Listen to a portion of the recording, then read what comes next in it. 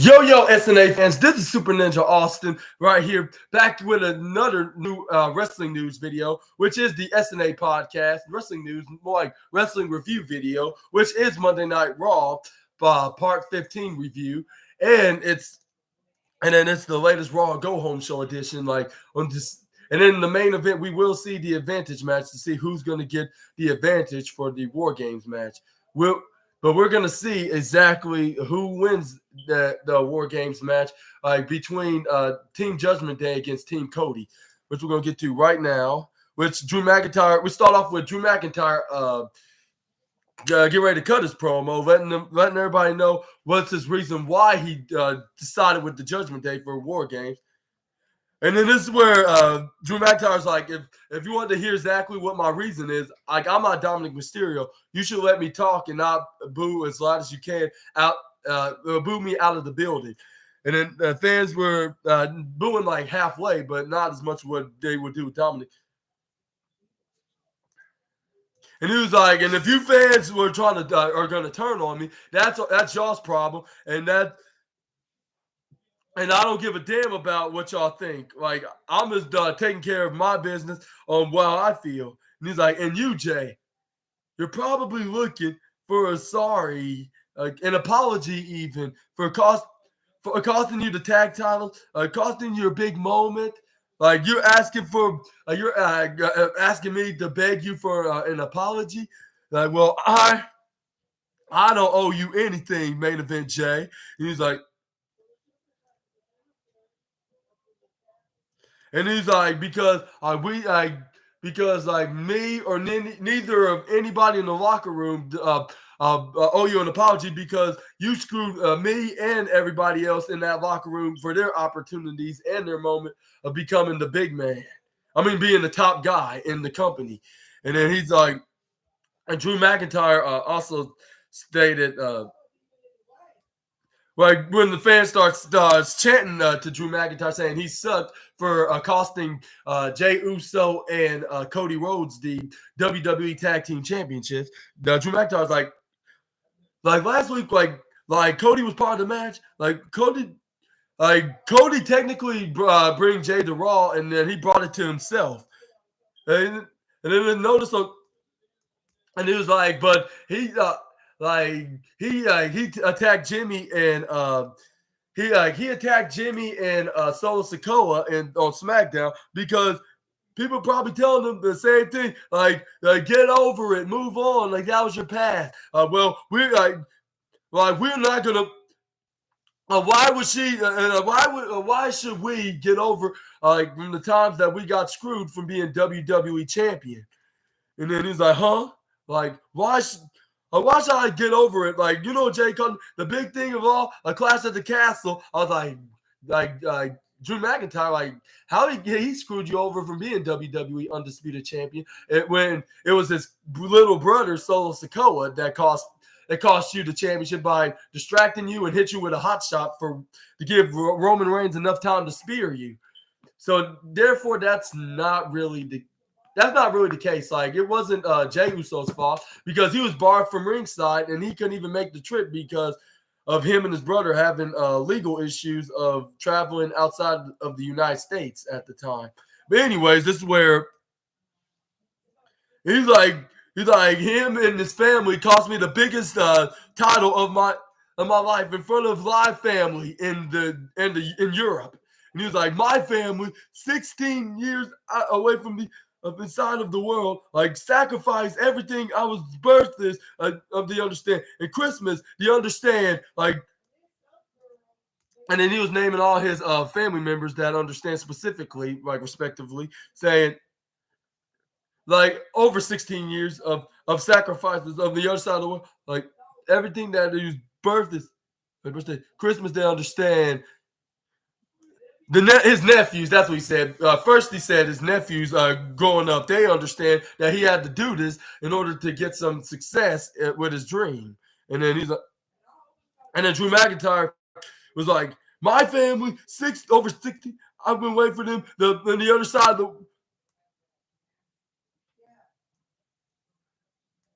Like, Like over 16 years, I was trying to give them something that they've been waiting long time, a long way ahead, like of becoming the undisputed champion.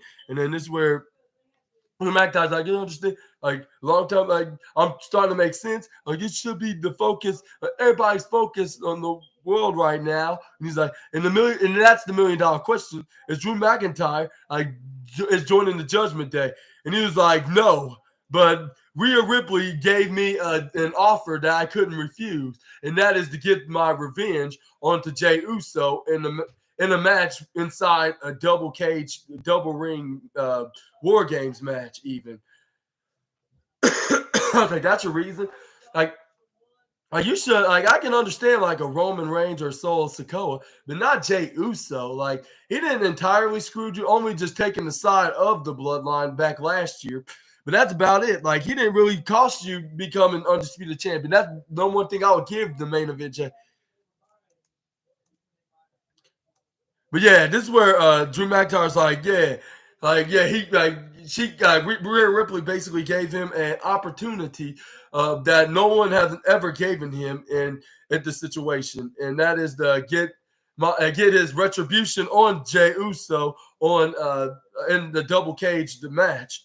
Double cage, double ring match, I should say. This is where Jey Uso came out. This was like, oh, you got a problem with me, Uso? Like, fans were chanting yeet when he got to the microphone. He's like, hey, Drew.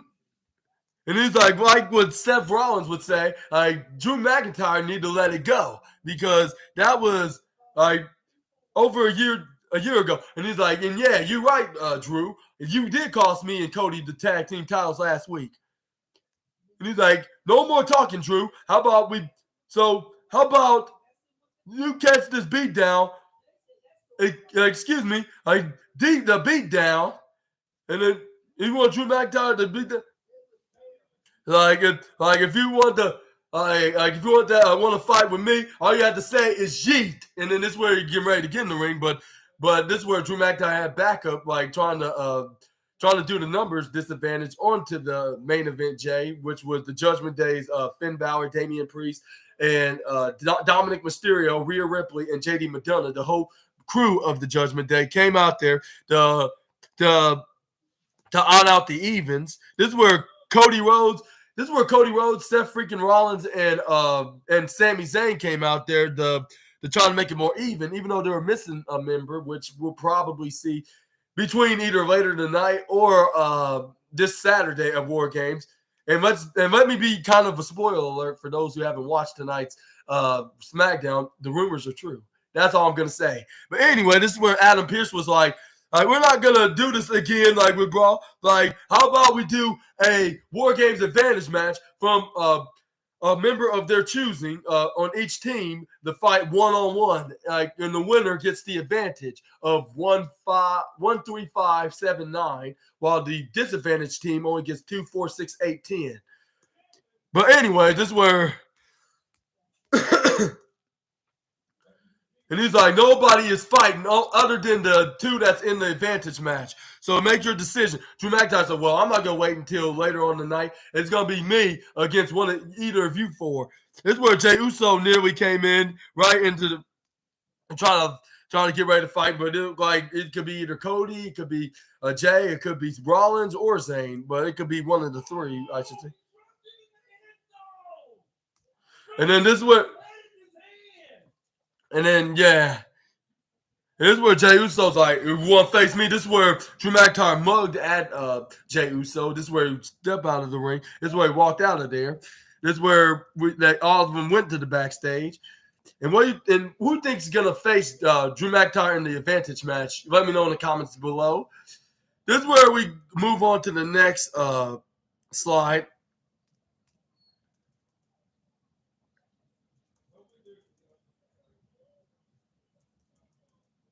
This is where we got a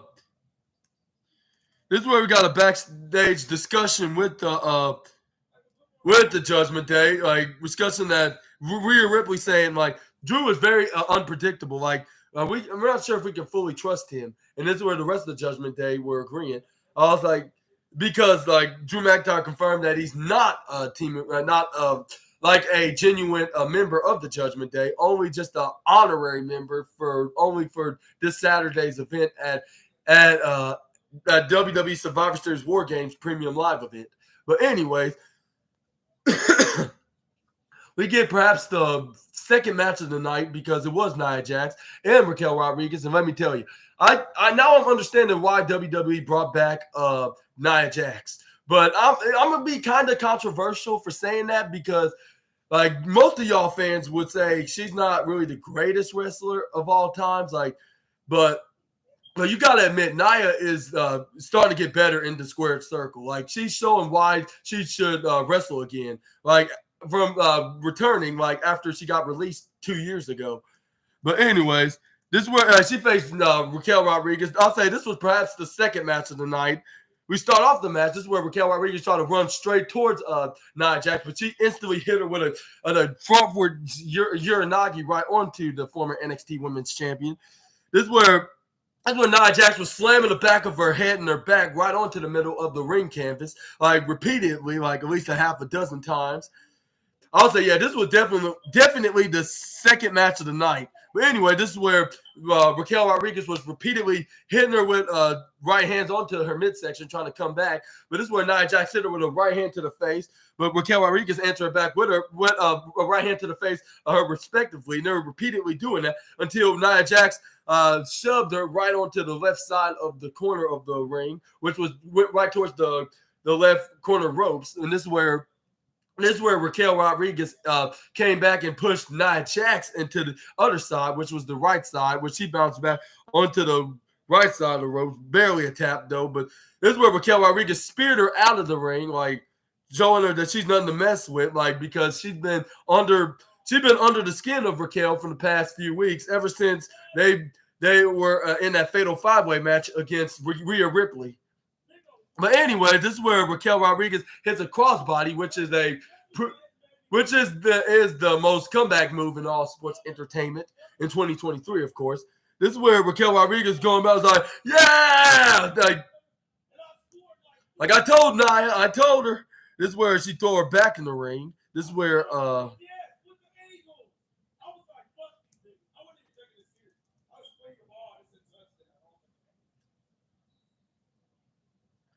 This is when Nia Jax got back up and she intercepted from Nia Jax.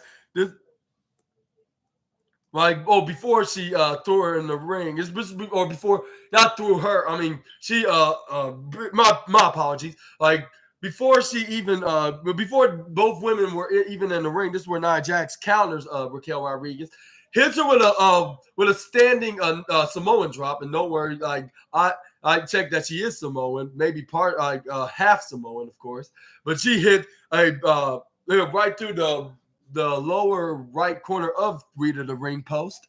This is where she threw her right to the bottom of Rita the ring post when she threw her back in the ring, like in the bottom of Rita the ring in the inner side, like below the turnbuckles in the lower right corner.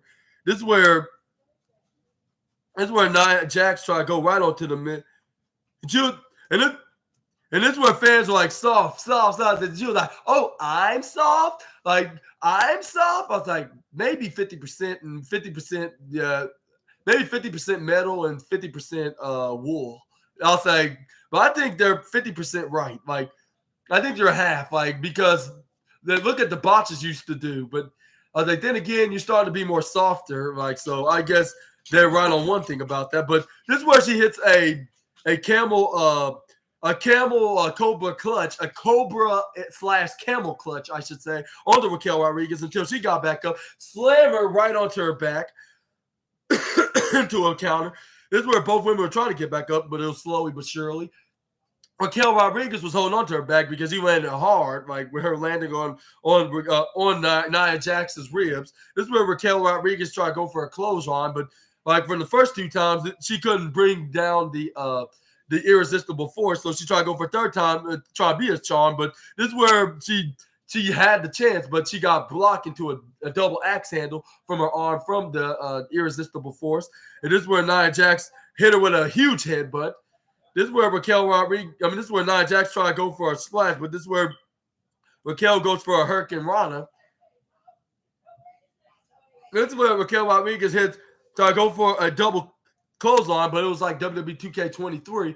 Instead of doing a forward clothesline the second time, like she tried to close out, she ducked, but she hit her with a reverse clothesline from the back. But she bounced right onto the ropes. But she went straight back to Raquel and get hit with a big boot right to the face. And then this is where Raquel Rodriguez tried to go for a pin, but she only got a 2.7 count, I believe. This is where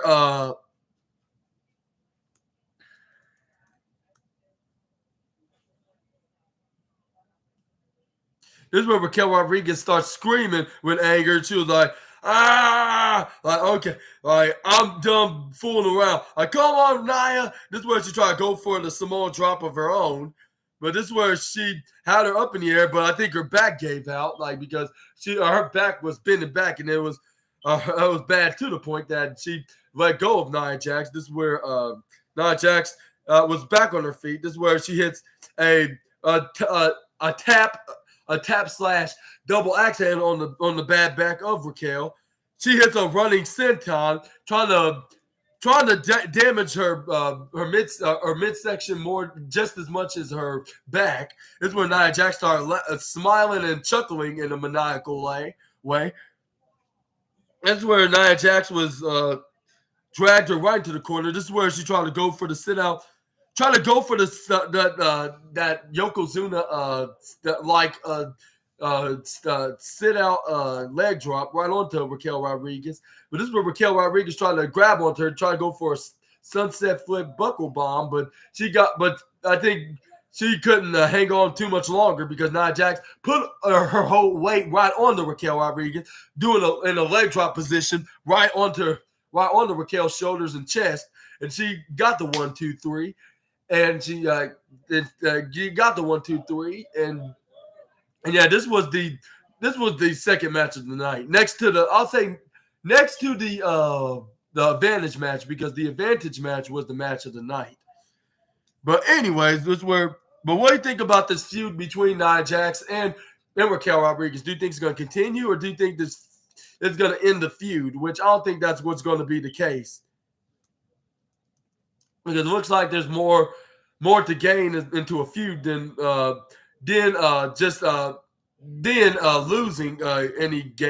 losing any momentum into this feud, I should say. And I hope the second time they meet, like more likely they will meet, hopefully Raquel Rodriguez gets the W out of the Irresistible Force. But we're gonna shift gears with a vignette with Xia Li practicing on her upcoming match with Becky Lynch. And let me tell you, like, I guess the rumors were true of one thing about it, but at the same time, it was not what everybody expected to be.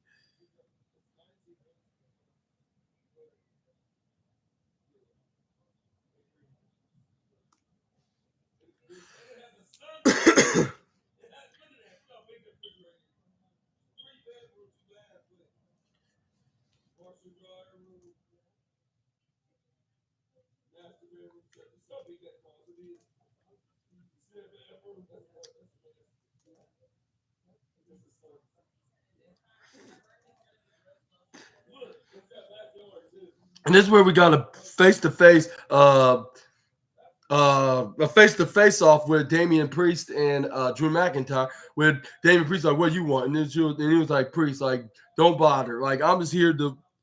I was just thinking, instead of Damian Priest win the match, we have Drew McIntyre win the match. It would be perfectly clear. I don't like any of you guys but I despise Jey Uso more than I do with any of you 5 members of the JD faction combined. So I'm gonna. And Damian Priest like, let me be perfectly clear to you, Mr. McIntyre. Like, I don't like you as well. You cost me the World Heavyweight Championship, so you can take it easier, right? And then you take it easy, right? And he's like, you're telling me that I need to take it easy. Like, you need to take it easy right now, my friend. That's what Drew McIntyre said. And then Damian Priest like, all right, like, in this match, it's all yours. Like, for at least one night, and for the sake of and for the sake of Survivor Series War Games with the Judgment Day, I'll let you take care of this Jey Uso problem. And then this is where Rhea Ripley's like, "Are you sure you want to do this?" And then this is where Damian Priest is like, "Yeah, show your worth with being a part of the Judgment Day for this Saturday's War Games match. Like, go give us the advantage right now." And he's like, "I will exactly do that." And then he's like, "Rhea, he better get us the advantage or else." And then Rhea Ripley's like, "Oh, he will." And then this is where up next we got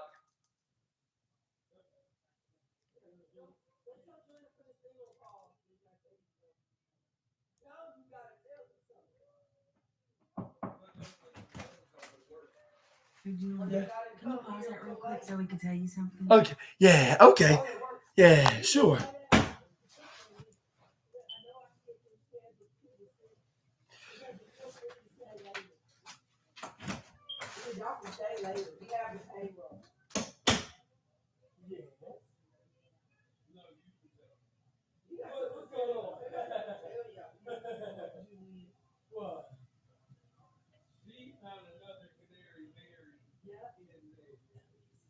What?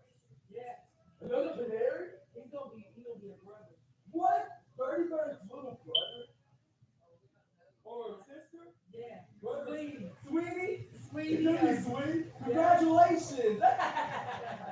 Sweetie or canary? Yeah. It could be a brother or a sister. Yeah. They probably will. Definitely. Sweetie bird? I cannot believe that. And he said it was 3 years apart. Right. So he is 3 like Trey with Trey. Yeah. Oh my God. Trey gonna be 6 if he. Exactly. Yeah. What? I cannot believe that. Like, Birdsburg has a little siblings. That's very sweet. Oh.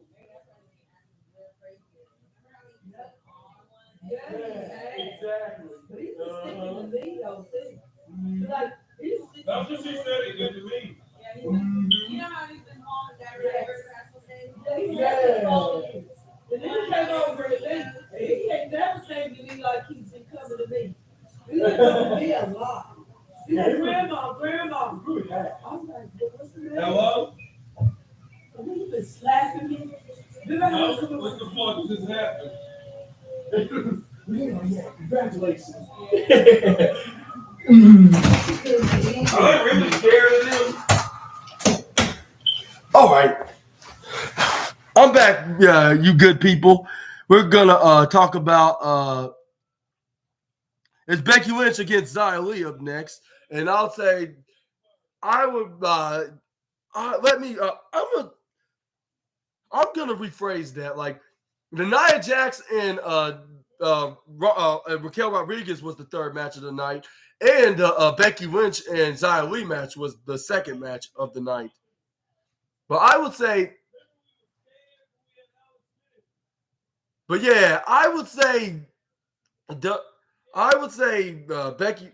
I'll say yeah, because Becky Lynch is a big star, genuinely, and she also showed that like she's still like the iconic modern day superstar in WWE, facing Xia Li in this match. And there was some appearances from Bayley and her crew, but it wasn't until after the match, like, which I'll say it was kind of way out of the rumored plan, like about how Bayley's gonna make her appearance tonight because of her joining Team Bianca for the Women's War Games. And then this is where we had some discussions with the four members of the babyface side of War Games, which is Sami Zayn, Seth freaking Rollins, Cody Rhodes, and Jey Uso. And he was like, "I want to slap the back of his head again and beat him again." And this is where Jey Uso's like, "Wait," Uso's like, no, Seth. Like, if Drew's gonna be in the Avengers match, like, I'm gonna be doing the same thing right now. And he wants to hurt you right now. He wants to end you. He wants to take you out. And Jay, we need you. Like, we need you, man. And this is where Jey Uso's like, "Seth, let me tell you something. He's out there talking about like family stuff about it. Like, you know, I'm down with family, right? Right, Oos? And he's like, well, yeah, you are. And he's like, Drew McIntyre. And he's like, Drew McIntyre is mine. And he's been on my back since I came to Monday Night Raw. So please let me have him. Like, let me get him and get us the victory and the advantage. Seth Rollins like, all right, like, you know, perhaps you got a point there. Like it's all yours, Jay. And this is where he's like, I got this, Zeus. Sami Zayn's like, now, this is a little piece of business now. Who's gonna be the 5th member? And this is where Cody Rhodes is like, like. And he was like, and now Cody Rhodes, like, you talked to Nick Aldis, and he said, like SmackDown guys are off limits, like, including the likes of LA Knight, Kevin Owens, and Sheamus, which they're like the 2nd, 3rd, and 4th rumored 5th member of Team Cody Rhodes. This is where Cody Rhodes was like, he's like, you have an idea? And he's like, actually, I do. And then, my apologies. I said off limits. I mean, not off limits. He was like, well, I tried talking about it, but things didn't went according to plan, the way I planned it to be. And this way, okay, like, like, and he was like, well, I have an old friend I can call right now, and he could possibly can make the trip to Chicago. And he's like, we're waiting for now. Like, we just focus on that match to get the advantage for Survivor Series War Games. And this is where Cody Rhodes like, you got it? Like, yeah, yes, sir, I got it, Oos. And this is where Sami Zayn did the handshake. Like, yeah, like, I know you got it, bro. And this is where Jay was getting ready for his match against Drew McIntyre later on. This is where we do have the match, but do have the match against with Becky Lynch against Xia Li, and we have the new NXT Women's Champion Lyra Valkyria like in the audience in the right side, like watching the match with her idol Becky Lynch against her future arch rival or future opponent for her NXT Women's Championship match tomorrow night, which I will be doing the SNA podcast episode 137, I believe. Or was it episode 30? Either way, I'm going to talk about that in just a moment. We're going to, like, episode 34. Yeah, episode 35, 36. Yeah, episode 36. But we're going to talk about that tomorrow night, like what's going to go down. But anyways, we're going to talk about what went down tonight between Becky and Xia, which it started off with Becky Lynch hitting the arm drag right onto Xia, sending her crashing right to the bottom left corner. This is where you try to go for a flying splash, but this is where Xia Li moves out of the way. She landed face first right onto the top turnbuckle. Xia Li hits a right hands repeatedly to Becky. This is where she tried to go for some kind of a hammerlock exploder suplex with Becky Lynch elbow striking her to get her off. This is where she tried to go for the manhandling slam afterwards. But this is where Xia Li gets out of the maneuver. This is where she tried to throw her on the outside, but she gets instantly countered by the man. This is where she crashed in the outside. And this is where the referee started doing this 10 count, like to Xia Li. But this is where Becky Lynch hits a sliding kick on the bottom ropes on the left side in the ringside area,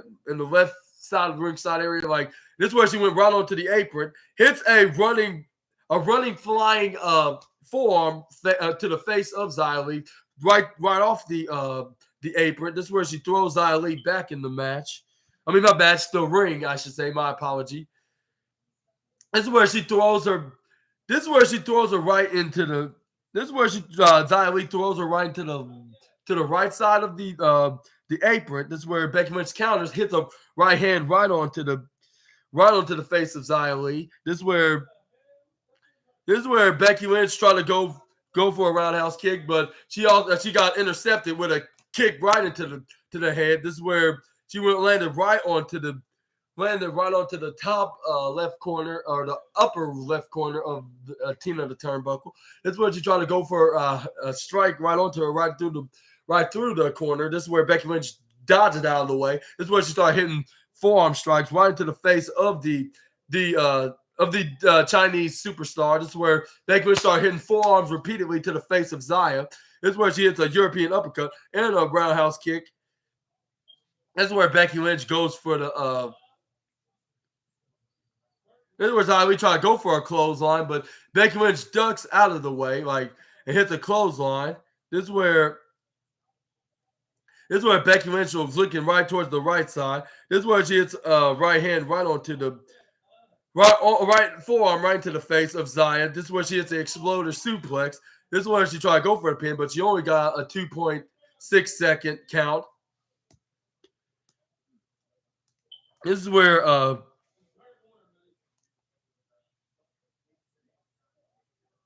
Xia Li tried to go for a signature move, which she hit, and this is where she tried to go for the 3 count, but she only got a 2.0. This is where after she hits that spinning kick, like that spinning, I'll say instant Giri kick right onto the back of Becky when she was on her knees. This is where Xia Li was thinking about doing her finishing move. Like by putting her into like some kind of a reverse firewoman's carry maneuver. This is where Becky Lynch moved her right onto the left corner side. This is where she tried to go for the manhandle slam, but I think she was double cursed because she got countered out of the maneuver.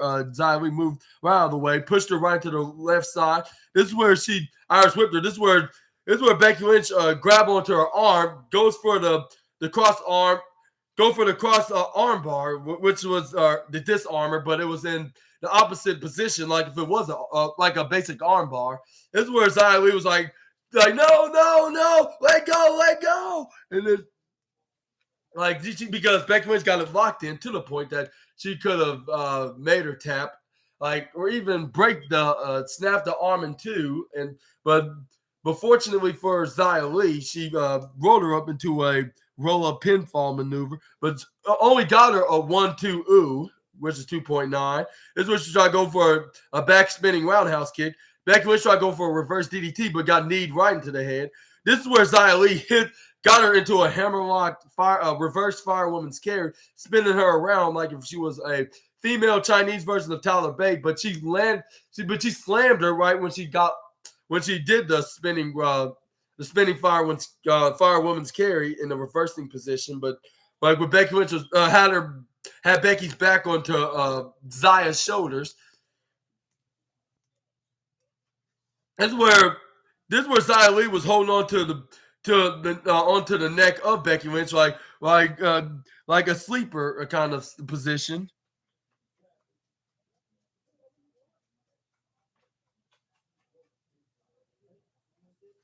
But sleeper, this is where the referee was doing this stuff to a 5-second warning count. This is where they fought into the outside. Like this is where Becky Lynch got Xia Li back in the ring. This is where she tried to go for the manhandle slam, which I believe she was triple cursed because the third time wasn't the charm. But this is where Xia Li went for the roundhouse kick, like her finishing knockout roundhouse kick that she usually do to her opponents that knock her out to the count of 3, if not the count of 10, or even 3,000 or 10,000. This is where the referee's like, whoa. And this is where Xia Li tried to go into the ring, trying to finish her off and trying to make the situation worse for the man. This is where the referee's like, wait, and he was checking on Becky to see, can she still continue this match? Which Becky Lynch was answering, saying yes, even though she was crawling and she was barely getting back up, she still. Which the referee's like, okay, if you say so, as long as you can get back up on your feet. This is where Xia Li tried to go for that exact same kick again, but Becky Lynch ducked out of the way because it's a guaranteed that it's going to be countered at least 9 times out of 10. Like if you successfully execute it the first time, of course, unless you're double lucky. Like I usually say, this is where Becky Lynch shoves Xia Li right face first right to the steel ring post. Both women were down. This is where both women got back up right on time and get back in the ring before the count of 10. This is where Becky Lynch was like, "You're mine now." This is where Becky Lynch tried to go for a manhandling slam. This is where Becky Lynch finally hits the manhandle slam, which is 4th time was the final charm, which was finally that she did hit the move, something that she was trying to do the first 3 times, which she got the 1, 2, 3, and I was like, wow, she really won amazingly. I thought Tropicana Bailey would would show up and cost her the match by interfering, and then that would distract the man and give Xia Li the win. To give her something to brag on, like on her way to becoming NXT Women's Champion, if she can successfully do so against Xia Li tomorrow night. But something tells me, like, for her losing this match, I think it's still going to be a guaranteed that she's going to lose against Lyra Valkyria, because for the simple fact she just won it and she's the next big upcoming star in NXT right now. And this girl could possibly be the next Becky Lynch as soon as she makes it to the main roster. I mean, she don't have to be the next Becky Lynch to get some star power, but I'm saying, like, being the second ever Irish women's superstar to enable to join WWE. But this is where we do get Tropicana Bailey, and like Tropicana Bailey and her crew, the women's champions Io Sky and Kairi Sane and Asuka. But luckily, Becky Lynch got backup, which was right behind Damage Control, which was Shotzi, Charlotte Flair, and Bianca Belair. They start fighting them onto the barricade, the former Bears. Rest in peace. But anyway, this is where Charlotte Flair hits the women's champion Io Sky face first right into the announce table. Irish whipping her right onto the other side of former Bears. This is where Adam Pearce was like, "Come on, security, get out here to break this up." This is where Becky Lynch starts stomping the absolute rubbish out of Bailey. This is where Shotzi and Charlotte Flair was double teaming Io Sky, but also fighting what's her name, Asuka in the process. This is where Bianca Belair is fighting Kairi Sane because she did cost her for the WWE Women's Championship, of course. This is where the baby faces were standing tall with Shotzi, Becky, Bianca, and Charlotte was standing tall into the match because they are the baby faces, of course.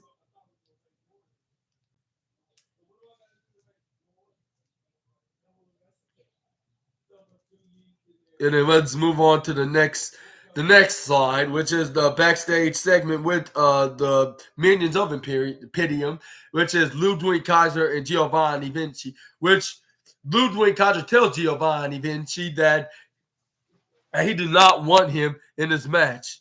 I'm going to take care of my own business while I face Johnny Gargano out there. I was like, perhaps you may need him because every time he's around, y'all usually get the win. Unless Giovanni Vinci makes some kind of a mistake. But that's very rare. But I think that I'm very glad to how they booked this match, because the wrestlers need. They're saying you get some pizza whenever you want. Okay, thank you very much. Appreciate that. I'm glad they booked the match with Johnny Gargano and Ludwig Kaiser because he haven't gained any victories since team that much victory since he's teamed with his former his DOI partner Tommaso Ciampa. But we're going to talk about that right here, right now.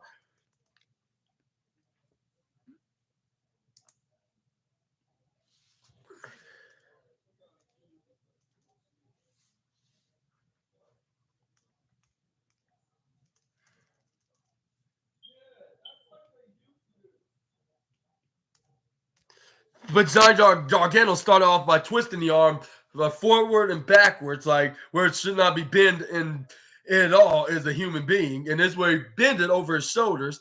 This is where Giovanni Vinci spins him around, hits him with a double hands to the throat shove right onto Johnny Gargano's throat.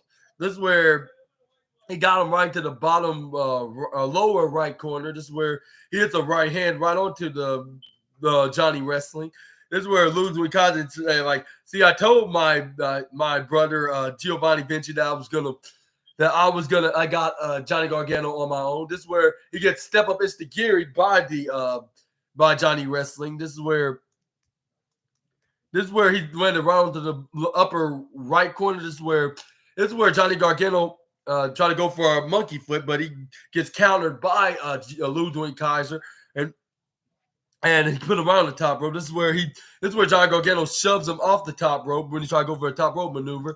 He hits a mid rope Hurricane Rana onto Ludwig Kaiser, and I'll say this was definitely the fourth match of the night because it was something that fans wanted to see, like something that they should be booking for the many weeks to come. But this is where he tried to go for a suicide dive, but he gets instantly uppercutted by Ludwig Kaiser.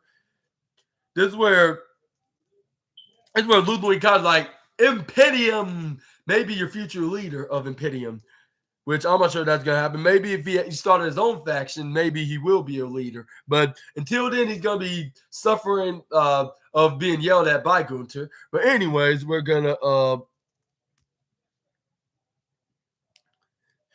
this is where we have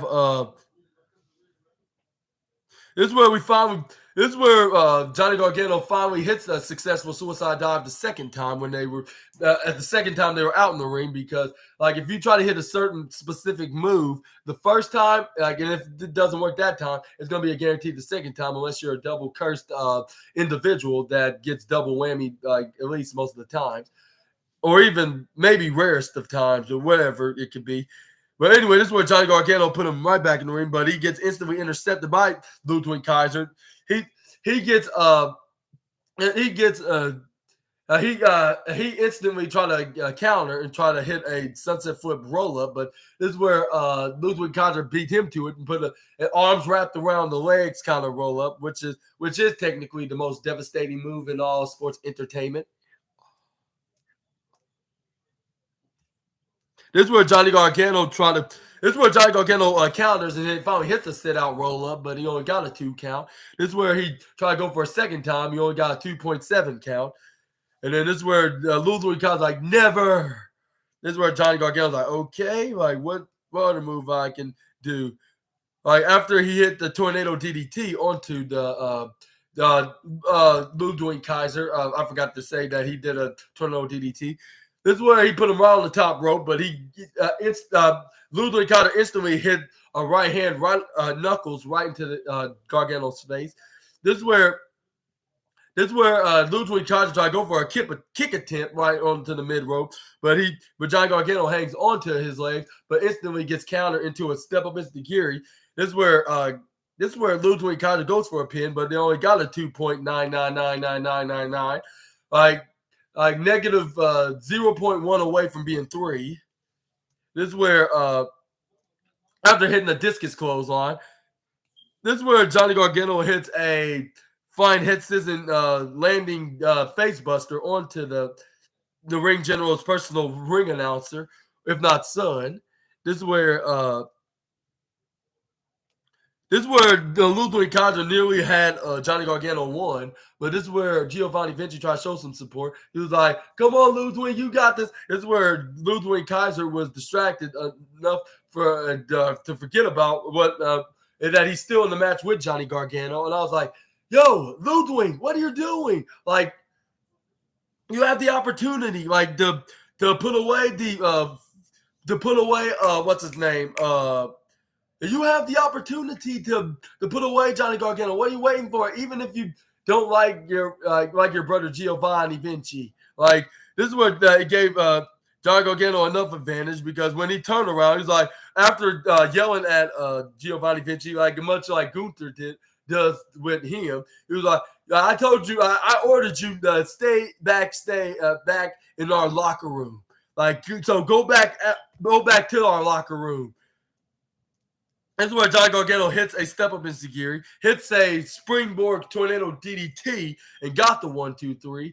And I was like, finally, we're gonna see more wins with the Mr. Johnny Wrestling, like more often, and not just one off. Like, hopefully that'll be the case, because this looks like the wins that match that he won. Looks like there's gonna be plenty more to come. Which I'm hoping and crossing my fingers and praying that will be the case.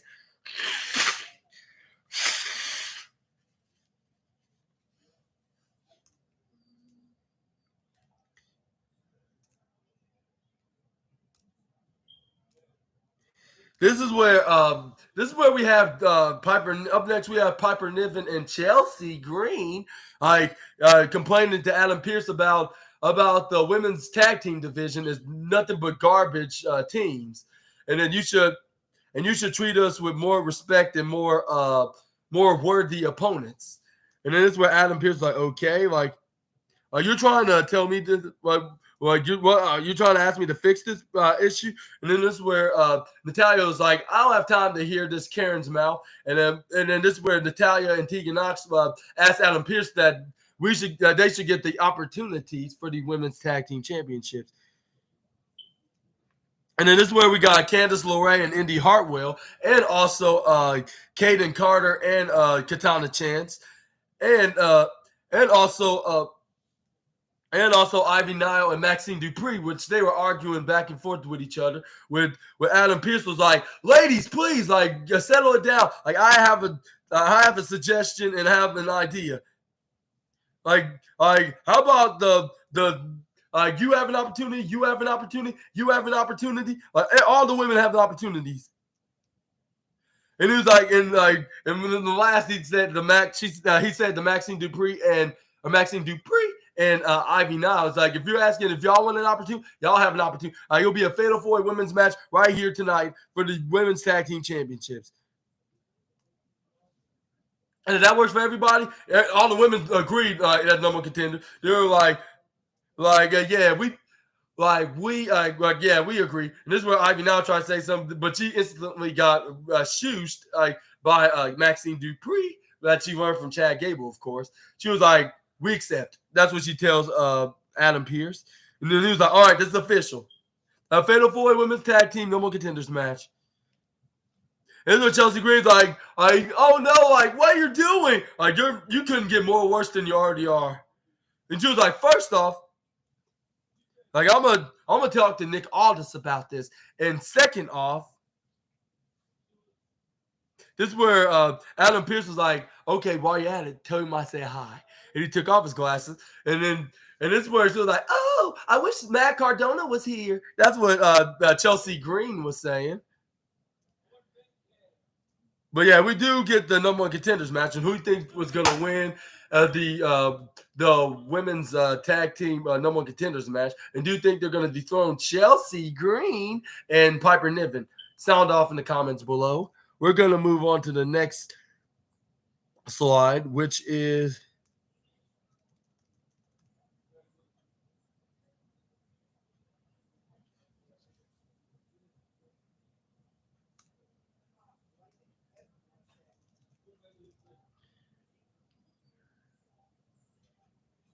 this is where we got face to face with this is where Rhea Ripley was in her Judgment Day custom-made locker room.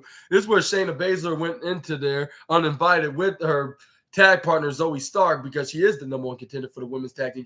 This is where Shayna Baszler went face to face, like, only for a couple of seconds to Rhea Ripley, and stayed inside the locker room for a few seconds until Zoe Stark have a message for her future opponent for the Women's World Heavyweight Championship at the Saturday Survivor Series War Games event.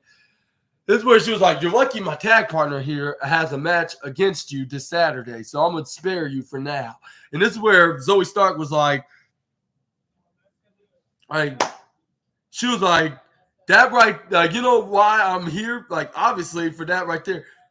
So I want you to see a hard, long look at me, because this is the farthest you're going to look at until this Saturday. And then Zoe Stark was like, because that Women's World Heavyweight Championship is going to go home to me. And then she was like, well, let's hope that you can survive, though, because pulling your stunt, what you did, like, really fits the description. I kind of respect it, because you kind of remind me of myself. She was like, all right, but you won't be the Women's World Champion at Survivor Series. But I'm going to take it easy and play it fair with you, Zoe.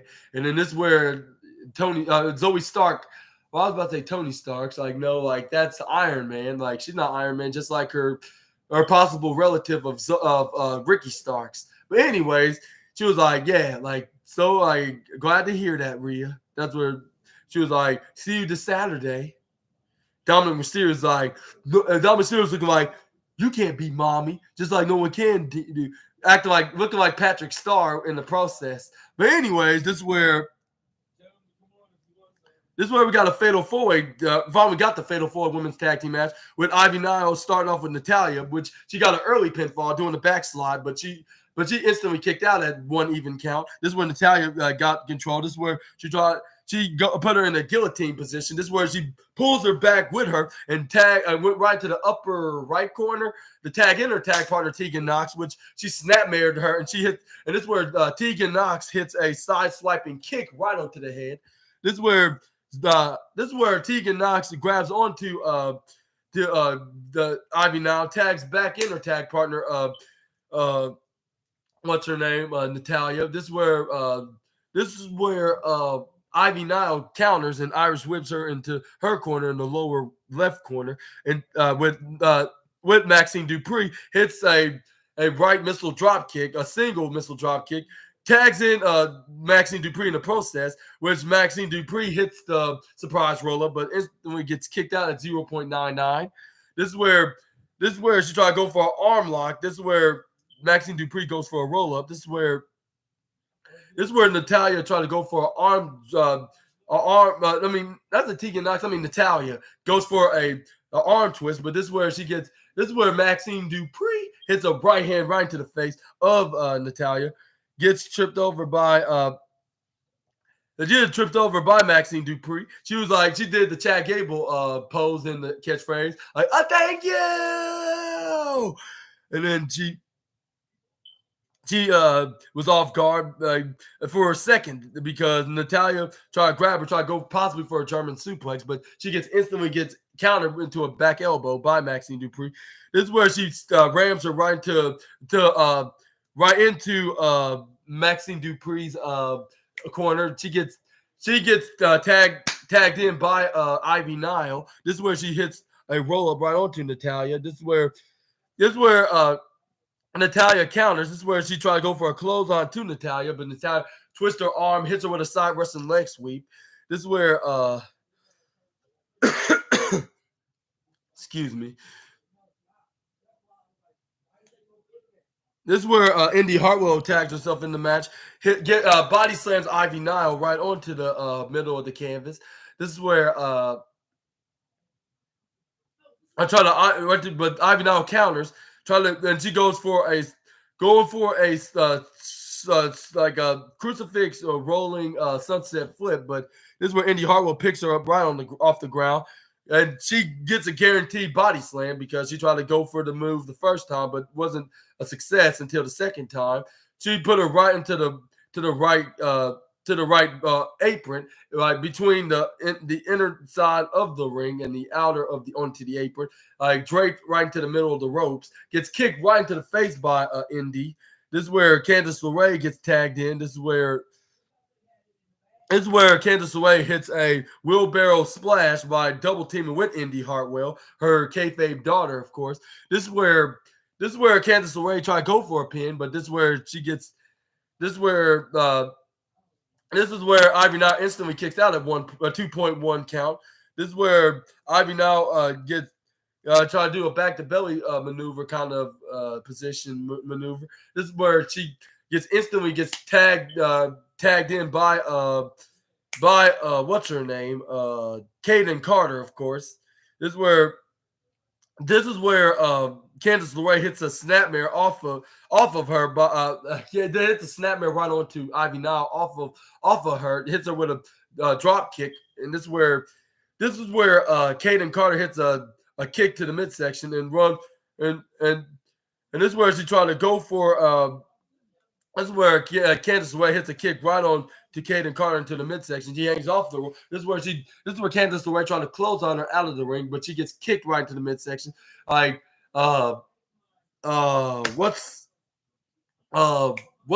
her name? Katana Chance tagged herself in the match. This is where she hits a wheelbarrow. This is where she hits a wheelbarrow moonsault right off of Kaden Carter. This is where Indy Hartwell came for the save for her partner, but she instantly gets thrown out by Kaden Carter. This is where Katana Chance gets tagged by Kaden Carter gets tagged in by what's her name by her partner Katana Chance. This is where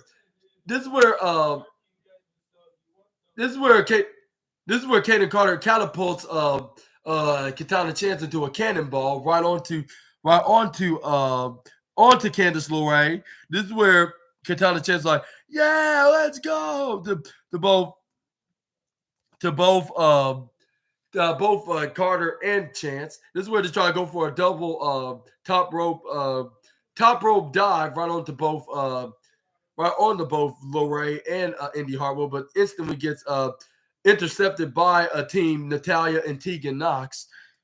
They try to go for a German suplex, but they get elbowed by Carter and Chance. They throw him down the ring. This is where Kaden Carter said, like, a handy bestie. This is where they had both of their hands together, like they're doing some double powers. This is where Kaden Carter hits the top rope crossbody onto everybody, which is the most proven comeback move in all sports entertainment 2023. This is where Natalya dragged Katana Chance out of the ring, but her partner Kaden Carter helped her out and attacks her from behind. But this is where Ivy Nile dives onto everybody. This is where Maxine Dupree's like, oh, that's the case, then I should do the same too. Where she did a crossbody onto all 7 women, which not 7, I should say 6 women, like in the opponent's team, because Ivy Nile was on the side because she was prepared for her tag partner to do a diving crossbody. This is where both her and Maxine Dupree does the thank you to catchphrase hand maneuver. This is where they hugged it out. Like, I don't say hug it out. I say they hugged afterwards. This is where the ally. This is where Ivy Nile got Natalya back in the ring, I believe. But she gets instantly super kicked out of the ring when Kaden Carter tagged herself back in the match. This is where she grabs on to Tegan Knox and to both Natalya that was both in the ring. This is where she grabs onto Katana Chance grabs on the Katana Chance right off the top rope, which she spins her around, like hits a spinning splash, looking like it's the Twisted Bliss. But every woman that was illegal out of the illegal into the match went for the save for Natalya, I believe. Both Natalya and Tegan Knox, which both Kaden Carter and Katana Chance pinned the ladders, and then this is where Indy Hartwell and Candice LeRae grabs on to Ivy Nile, but even though Indy Hartwell threw out Maxine Dupree, this is where Ivy Nile counters Candice LeRae's Irish Whip, and she throws her instead. This is where Indy Hartwell tried to go for a clothesline. Ivy Nile ducks out of the way right on time. This is where Ivy Nile tried to go for a running forward roundhouse kick, but this is where Indy Hartwell ducked out of the way. This is where she got back up. This is where it was a guarantee because she hits a step up enziguri, like if she was Mr. Kennedy and Shinsuke Nakamura. This is where Tegan Knox hits a forward headbutt right into the face of Ivy Nile. This is where Tegan Knox goes for a suplex, like a face buster suplex, with the front of Ivy Nile's body landing right on the midsection of Indy Hartwell. This is where Kaden Carter hits a wheelbarrow right onto Tegan Knox, like in a foot stomp. This is where Candice LeRae hits a missile drop kick, like off the top rope. This is where Katana Chance hits the step up enziguri to her. This is where Candice LeRae. This is where Natalya goes for the sharpshooter right onto locking it in onto right onto what's her name? Katana Chance. That's what her name is. This is where she was like, "No, let go, please. I'm the. I want to. I want to get. I want to be free." This is where Ivy now was to the rescue, not because she was trying to help. Katana Chance, but trying to get the chance of becoming women's tag team champion. This is where she hits a running bulldog onto Natalya. This is where Ivy now try to take advantage. This is where she. This is where she. This is where this is where this is where instead of Ivy now tagging herself into the match, this is where she let Maxine Dupree tag herself into the match, and then Tegan Knox tagged Natalya in. This is where Tegan Knox tried to go for a clothesline. This is where Maxine Dupree ducks out of the way. This is where she tried to go for a body slam to her, which she did so successfully. This is where she tried to go for another one, where she did so successfully. I believe she was double lucky, even though that's on her signature, let alone finishing maneuver. This is where she started wiggling her hips and her belly like Otis would usually do. This is where she started going for the caterpillar, like something that Otis would do. Her which she is Otis's new peach, and this is where she started doing the rolling a caterpillar, which she does the elbow drop on top of that. This is where Chelsea Green was looking at disgust and started covering her eyes away from the with her hand onto what Maxine Dupree was doing. I was like, what? Like, you look exactly like her, like just like my mom would say, like because at first she didn't know which one was which, and also she was like they could make if they had them playing twin sisters, they could get away with that because everybody would believe that they're really twin sisters. But anyways, this is where Maxine Dupree goes for a suplex, which she does. This is where she still had her feet in the air, like into a pinning position, like if she just hit Tegan Knox with a hip suplex. This is where Tegan Knox kicks out right before the count of three. This is where Maxine Dupree was like, how in the hell she kicked out of that? This is where she Irish whipped her right to her corner, the lower left corner. This is where she hits a diving clothesline right onto Tegan Knox. This is where she tags in her partner Ivy Nile. She hits a drop kick that brought her down into the bottom turnbuckle into the lower left corner. This is where Ivy Nile put her right on top. This is where she tags in Maxine Dupree. This is where they try to go for their double finishing suplex maneuver, where they both kip up afterwards. At the same time, which both women did a thank you peace sign maneuver. This is where she's like, come on, wrap it up. Like, we need to finish them off. This is where they both went on the top rope, hits a double dive right onto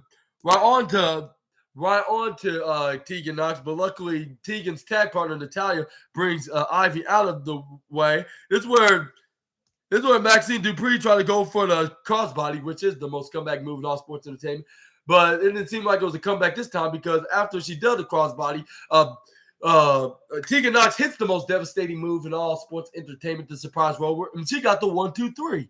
Well, I expected Natalya and Tegan Knox to eventually get this title match, a tag title match against Chelsea Green and Piper Niven, but not in this manner, with them being number one contenders. Okay, yeah, you're welcome. But yeah, what do you think? Who do you think is gonna win? It's gonna be Tegan Knox, or do you think Tegan Knox and Natalya, or do you think it's gonna be Chelsea Green and Piper Niven retain their championships? I was like, I don't know which to choose from. It could be any women because they deserve the opportunity as a women's tag team in their own rights. But let's move on to the next slide. This is where Gunther was like, what was that all about there? Like, this was like, I would have had him won if it hadn't been for this idiot Giovanni Vinci, distracting me, of costing me a win. And this is where this is where Gunther interrupted with a shouting voice saying, "You never listen, Ludwig." Like, and then this is where Ludwig Kaiser like, "What do you mean I never listen? I always listen." This is where Gunther shut him down, saying, "Shut up." And then this is where he's like, "You think you know more than me? You think you're better than me? Like like you can't regain. Retain that prestige in our group is in pitying. Like you disappointed all of us, man. Like Gio, come on, you." He was like I'm gonna say you're in charge for tonight, and it make me thinking. Maybe I got the wrong person to be the second leader of this group. This is where Ludwig Kaiser looked straight or side, more like side back at Gunther, making this facial expression saying, "Excuse me, like what did you just say?" And then this is where Gunther's like, "So now, watch me handle the Miz, and maybe you'll learn a thing or two. In the meantime, you sort this out with Gio right now." And then this is where Giovanni, we will. This is where Gunther was on his way to the ring because the Miz was entering the ring as soon after he had that segment with his boys.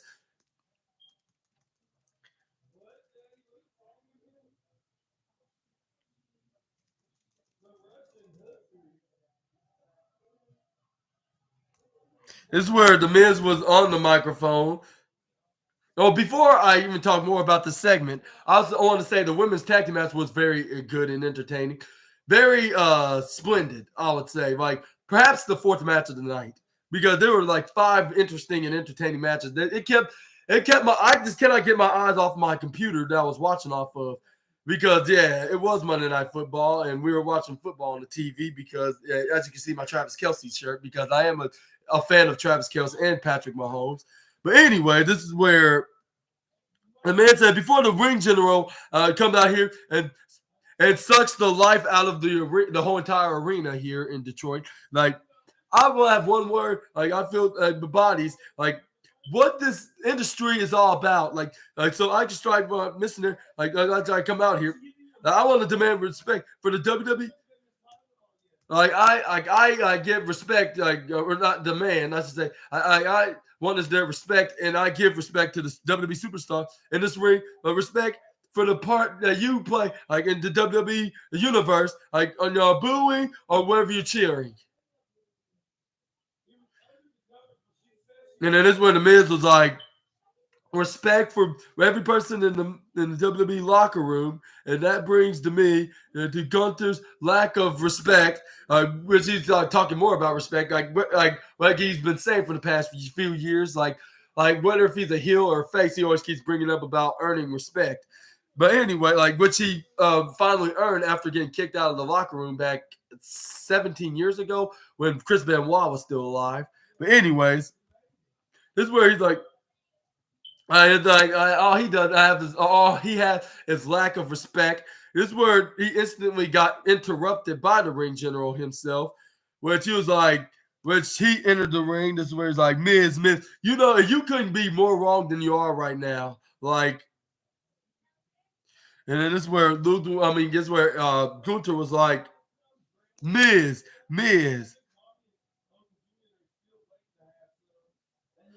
Like, you have the mutual respect, like I have double that much respect that you ever have in from your past 18 years of your career here in WWE.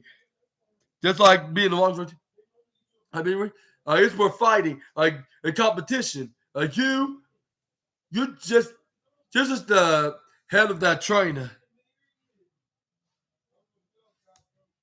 And he's like, for you say that, you realize that's a negative, right, Gunther? That's what the men said back. And like, he's like, I am an entertainer, like, and I'm very proud of it. Something that you wish you are outside of the square circle. Like, I am a WWE superstar, and I can do inside the ring and outside the ring. fans are cheering. Like he may have some points of that. He can be entertaining, whether if you were cheering or booing this guy. He is entertaining in many ways. This way, like I've been. He's like they are larger in life, and also, you mean like what you mean? It does not mean nothing. Oh yeah, trying to imitate his German accent. This is where like Rick Rude, Mr. Perfect, Kurt Hennig, the Heartbreak Kid, Shawn Michaels, like some of the few that made the Intercontinental Champion more prestigious than you and me ever did into this modern day. And he also said, he's like, I learned and I battled like 20 years. Like, so I hope that you pray that I hold the same time. Like I'm gonna hold that title that my heroes held, and I'm gonna win my 9th-time champion, which I'm not gonna talk about. I'm gonna tie the reign as 9-time Intercontinental champion, which the guy he can't bring up because he's in the rival company, and he just won the match with Omega, which I'm not gonna talk more about him, even though he's a former WWE wrestler. But the point is, like, the Miz was like, and the reason we still talk about them, like the reason they're still remembered is because they're not like one, what he said, like he said,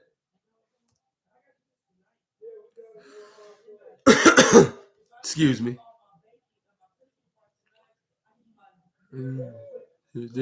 Remembered a one known robot. That's what he said. He said they're not known as one known robot like you, Gunther.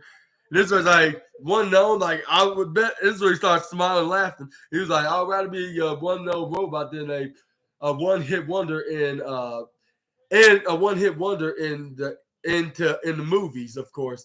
But I'm not sure if we should call him a one hit wonder, even though he haven't been in actual Hollywood movies, at least not yet, I guess. But this is where Gunther was like,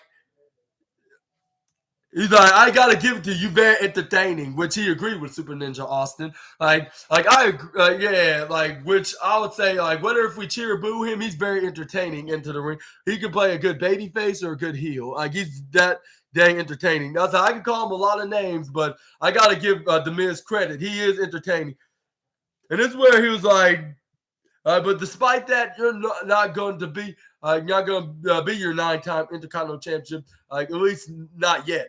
Like as long as I'm champion, this is where the Miz like, wait, like you going. This dude's like you're like, and this is where the Miz like, wait, like before you finish that sentence, like I'm gonna be talking about. I've been knocked down on the mountain multiple times before, and time again. And he's like, only to rebuild myself and reinvent myself and become champion once again, whether if it's the IC Championship, the United States Championship, Tag Team Championship, even recently the WWE Championship. And he's like, that makes an entertainer an immortal. That's what elevates the legacy of that title of you got there. Like, and I'll do whatever it takes to survive. I'll do whatever it takes to become, whatever it takes to win. And that's who I am. And he was like, and then you, Gunther, like, we do know about you. Like, here, you be in the bottom. And we won't know, like, you really are. Like, we like the bottom of that mountain, and we're only there. Like, we'll find out, and that you deserve my respect. And they say you deserve my respect or our respect. And then when and also when the bottom of that mountain we come back, what if we get back on the top or just a cog in the machine, a zero personality to invest in? Like, understand that the Saturday at Survivor Series, if you don't respect me now, I will beat it in you. like everybody else said, but even though he didn't say it, well, I'll be 9-time Intercontinental Champion, just like Chris Jericho is.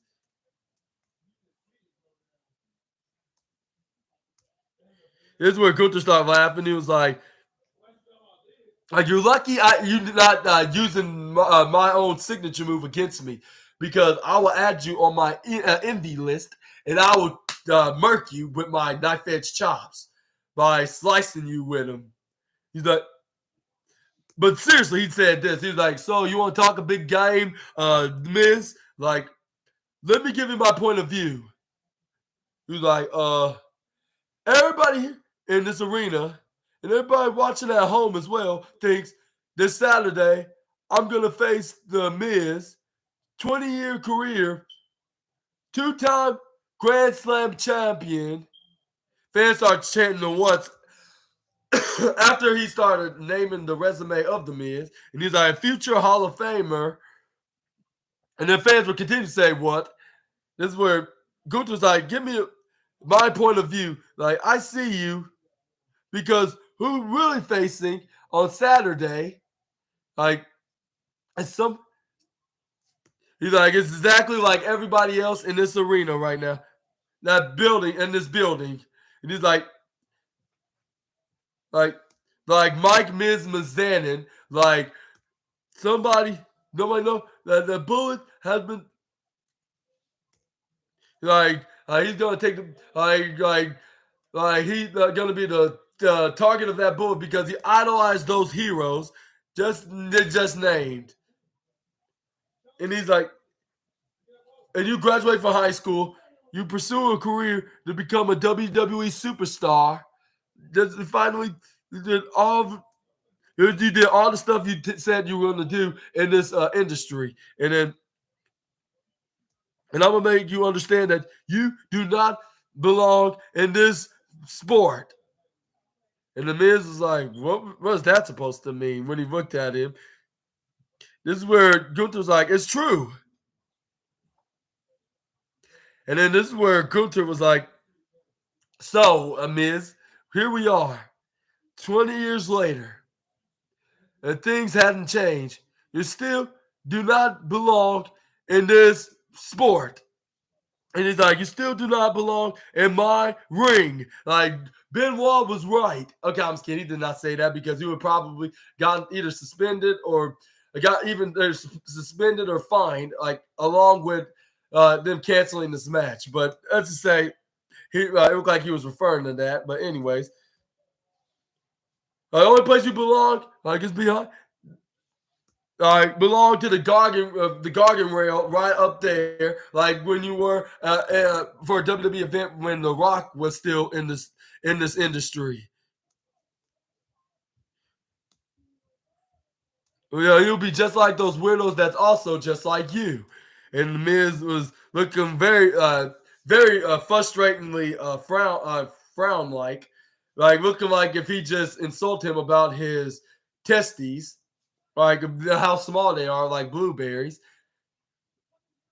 This is where fans started chant USA, USA, because they kind of got offended from Gunther's comment of saying, calling half of the Americans calling the United States losers and weirdos. But anyway, this is where Gunther's like, United States, but he was like, the United States of America is some kind of a self-demarcating of a some ramificating, I'll say a self-ramificating, what is it?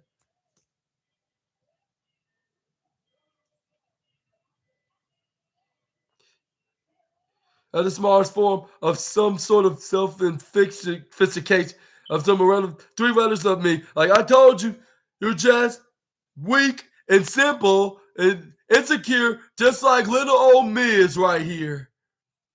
And he was like, I may be little, but don't underestimate me, because I can shock the world, and including you, Mr. Ring General, that I could do the unthinkable and the unbelievable. That's where Gunther was like, I think you just haven't been bullied enough and this is where he shoulder pushed the Miz like at least 3 feet away from him. Gunther's like, you want to you want to fight, like go and do something. He shoved him with his forearm, and he pushed him right onto the right corner. This is where the Miz was like, okay, like I'll give you 2 free pushes. This is where he's I'm gonna give you 2 free hits on me, but if you hit me a third time, I'm gonna be swinging. This is where Gunther was like, all right, come on, Miz. Are you gonna defend yourself, Mr. Superstar, huh? And he pushed him again in a smart ass manner. This is where the Miz like, okay, like he asked for it now. This is where he shoved him right in the face, and I think that was the straw that broke the camel's back. Gunther was like, come on, huh? Come on, do it now. Like, come on, Mike. Like, come on, defend yourself. Like, come on.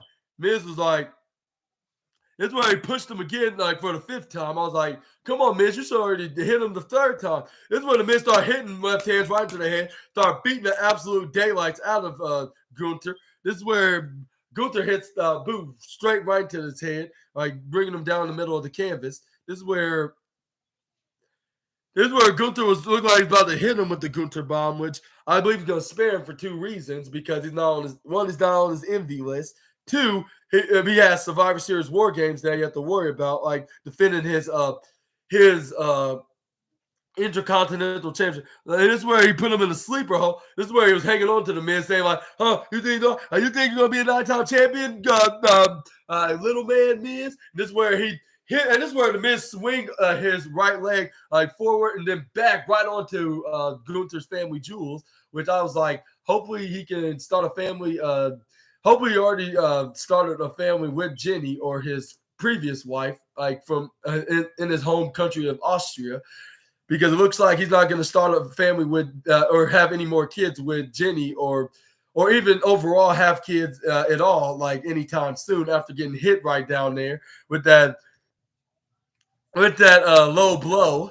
This is where the Miz said like he shouldn't have did that. This is where the Miz finally hits the skull crushing finale, and I was like, it seems like the Miz is probably not going to win, even though he would probably be close to that point, but I don't think he's going to win. After hitting the skull crushing finale right on to Gunther on that into the middle of the ring, I would say he's not going to win, because like the statistic goes, I have plenty of YouTube homies that say like usually like when a wrestler has the upper hand in the go home show, whether that be in Raw or SmackDown before the pay-per-view, usually the wrestler that got hit with a finishing maneuver by the ladder usually wins the match, like onto the pay-per-view. And the person that got the upper hand on the go-home show usually lose. But what do you think is going to win? Is the Miz going to do the unthinkable and become the new Intercontinental Champion like 9 times in the process? Or do you think Gunther's going to retain and still have his most historic reign as IC champion? This is where we got a backstage segment with Jey Uso and Seth freaking Rollins in conversation. This is where Seth Rollins is like, "Now you sure you got this, Jey? Like you know what it takes to win War Games right now, right, Jey?" He's like, "Because you go out there and win, and you take down Drew McIntyre right now. You get that advantage, and you come messing with us because we need you, Uso." Like, and this is where Jey Uso's like, "We got you, Uso. I got you, Uso, right now. I'm gonna get this fight, yeet." Like, yeah, like I already said it on my T-shirt, yeet. And then this is where Seth freaking Rollins like, "Okay, like as long as you got this, like I know I can trust you." Which later on that night, we do have the match, the advantage match with main event Jey Uso against the Scottish Warrior Drew McIntyre. But for now, we have the next segment right here. It is, or match, I should say, which is Chad Gable against Shinsuke Nakamura. And I would say this was perhaps the 6th match of the night, because this was very interesting, like to watch. Like it had me keep watching Monday Night Raw. And I would say, to be honest, Monday Night Raw gave me a reason why to watch, because they gave me my time's worth of watching tonight's Raw. Like, I'm going to give the exact results of my review of tonight's Monday Night Raw, but after this video, after I recap the main event match. But this was the sixth match of the night. Like, this was really entertaining. Like, and it shows that Shinsuke Nakamura maybe, just maybe, could face CM Punk.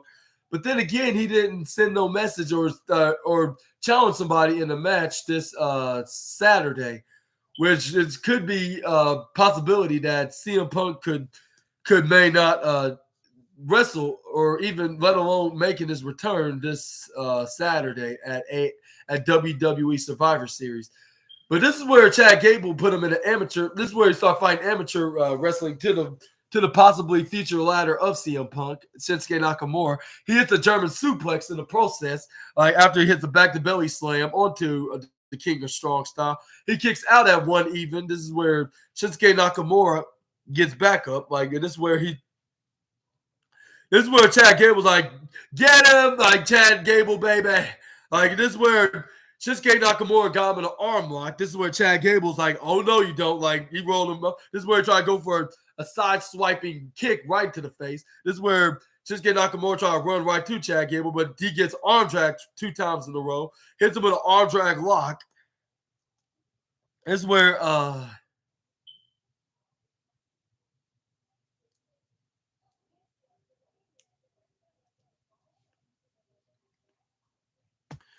let's see.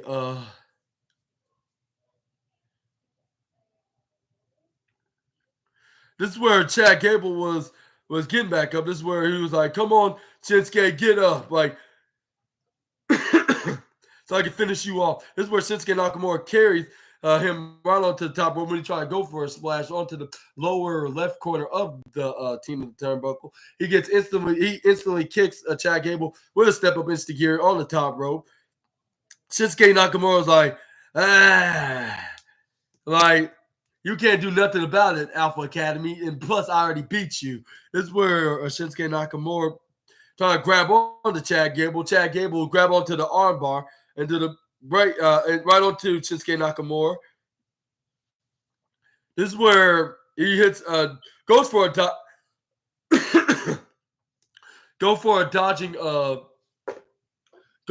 a dodging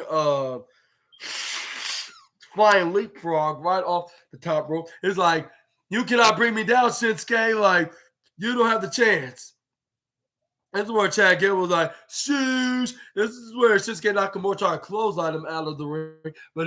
But Chad Gable managed to grab onto Shinsuke, hits a belly-to-belly suplex right on the outside, making him land onto the ringside. This is where Chad Gable was getting ready to go for a diving, apron diving maneuver, which was a running cannonball, like right off the apron, landing right on the Shinsuke Nakamura. This is where Chad Gable's like, oh, thank you, along with his allies, which was Otis, Akira Tozawa, and Maxine Dupree. Like I said, oh, thank you, right behind him for saying that. This is where he managed to get him back in the ring. This is where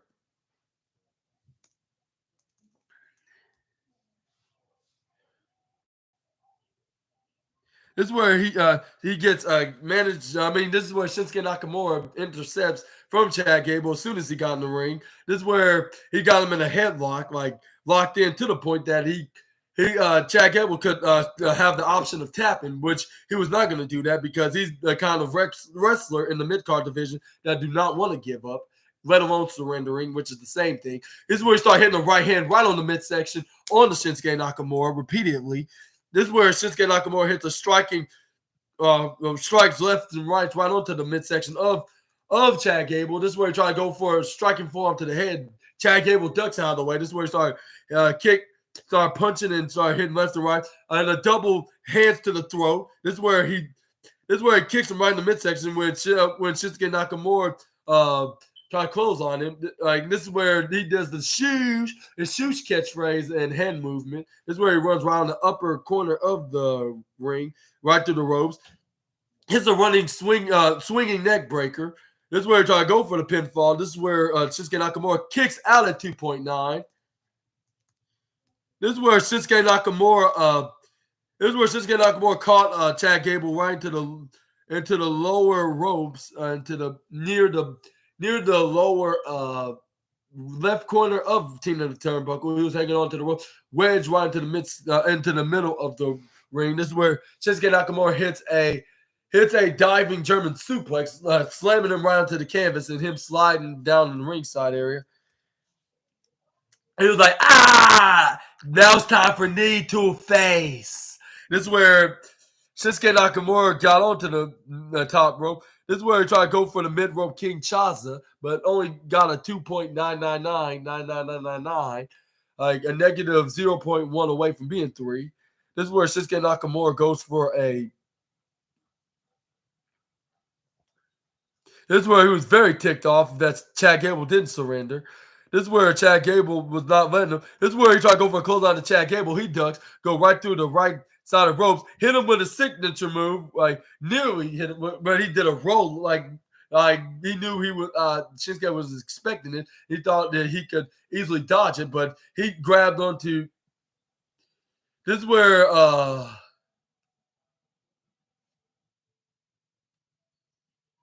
This is where Chad Gable rolls and hits the ankle lock right onto Shinsuke Nakamura. Got it locked in. Like,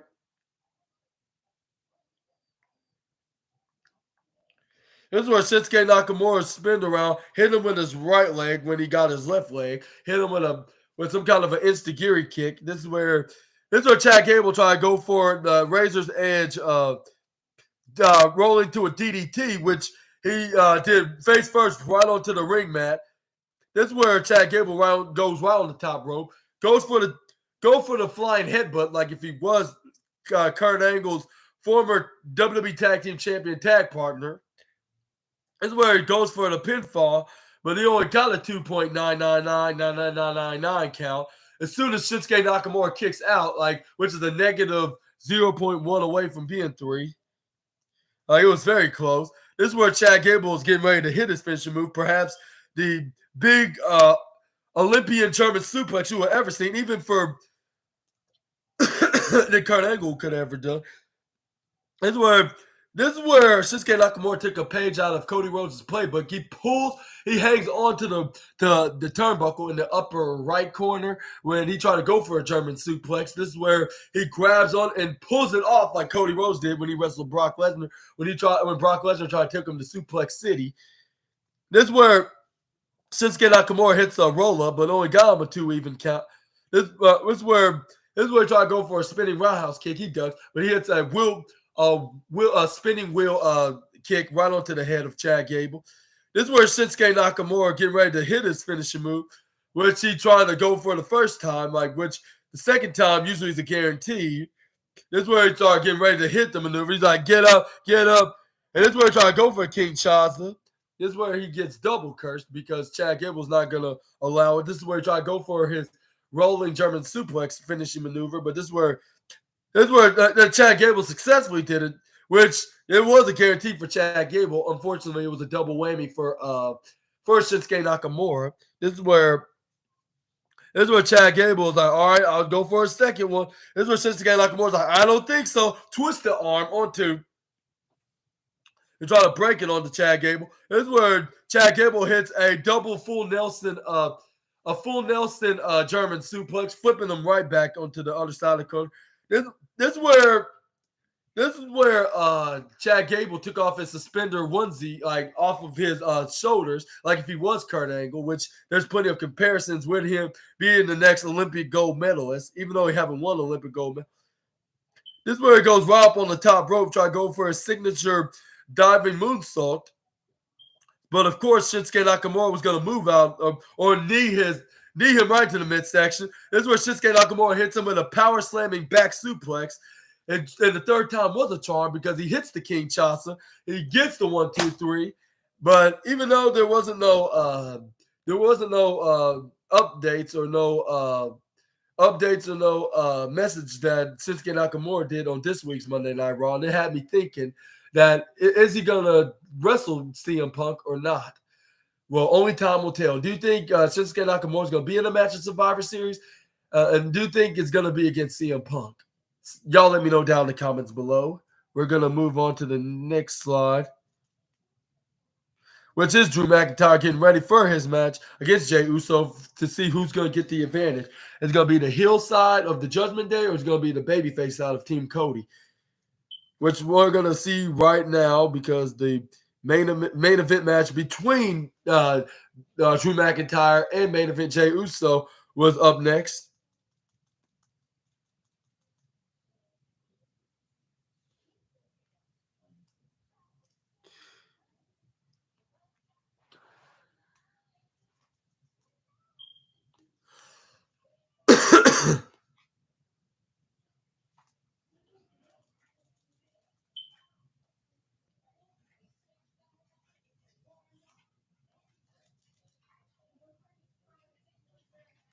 This is where we had the match started. This is where Drew McIntyre put him right to the right corner and onto the middle, between the middle and the bottom ropes, put him in a headlock. And he was like, I am going to get everything you cost me from the last 12 months. I was like, well, actually, there was 15 months, but it doesn't matter because the point is, like, you're blaming him for what mostly Roman Reigns and Solo Sikoa did. That's when the referee was like, 1, 2, 3, 4. This is where it's like, all right, like for now, I'm going to spare him this.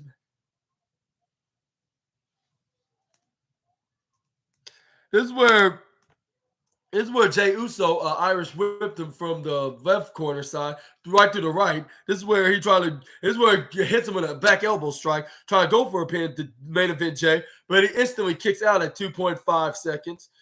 This is where Drew McIntyre picks.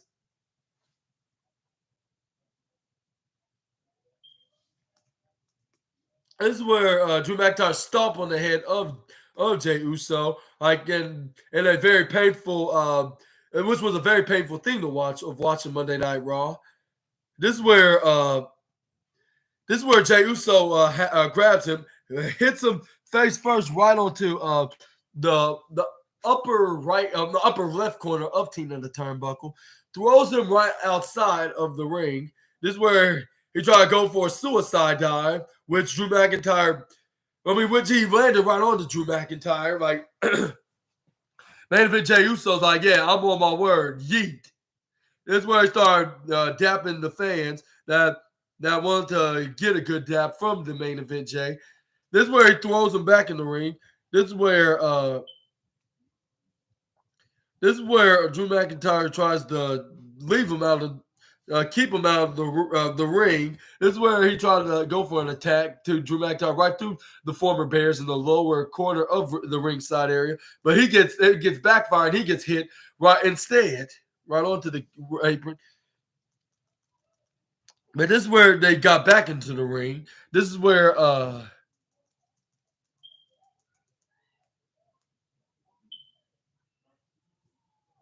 Drew McIntyre goes. He goes right on the apron. This is where, he gets back in the ring. This is where he's like, "What are you saying? I can't hear you." When the fans start saying, "You suck," and the main event Jey or yeet yeet yeet, he was like, "What are you saying? Like, I can't say. Like, you want a pack of yeast? Like, no one's not making no rolls or no pizza." Like my brother and sister-in-law is making, of course. But anyways, for the Monday Night Football game. But anyways, this is where Drew McIntyre's like, you just cannot quit, do you, Jey? Like, where